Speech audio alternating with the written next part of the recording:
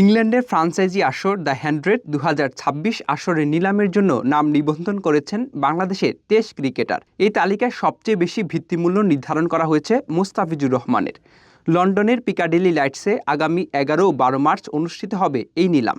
England and Wales cricket board ECB গত শুক্রবার নিলামের জন্য নিবন্ধিত ক্রিকেটারদের তালিকা প্রকাশ করেছে। এবারের আসরে 18টি দেশ থেকে প্রায় 1000 ক্রিকেটার অংশ নেওয়ার আগ্রহ দেখিয়েছেন।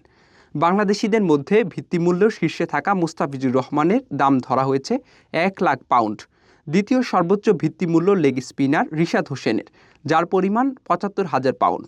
তালিকার বাকি 21 জন ক্রিকেটারের প্রত্যেকের ভিত্তিমূল্য ধরা হয়েছে 31,000 পাউন্ড করে। 2021 সালে এই ফ্রাঞ্চাইজি টুর্নামেন্ট শুরু হওয়ার পর থেকে এখন পর্যন্ত বাংলাদেশের কোনো ক্রিকেটার এই লিগে খেলার সুযোগ পাননি।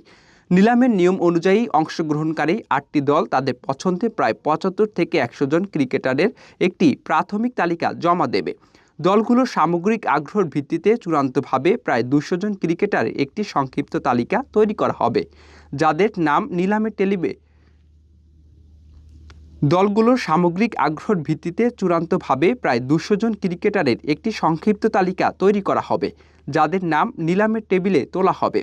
নিলামে থাকা 23 বাংলাদেশি ক্রিকেটাররা হলেন মুস্তাফিজুর রহমান, রিশাদ হোসেন, নাসুম আহমেদ, তাসকিন আহমেদ, জাকের আলী, লিটন দাস, শেখ মাহাদি হাসান, মেহেদি হাসান মিরাজ, তানজিম হাসান সাকিব, তানজিদ হাসান তামিম, সাইফ হাসান, হাসান মাহমুদ, রিপন মণ্ডল, মোহাম্মদ নাইম, নাহিদ রানা, শরীফুল ইসলাম, তাইজুল ইসলাম, শামীম হোসেন পাটোয়ারি, পারভেজ হোসেন, নাজমুল হোসেন শান্ত, তাওহিদ হৃদয়, সাব্বির রহমান এবং সৌম্য সরকার।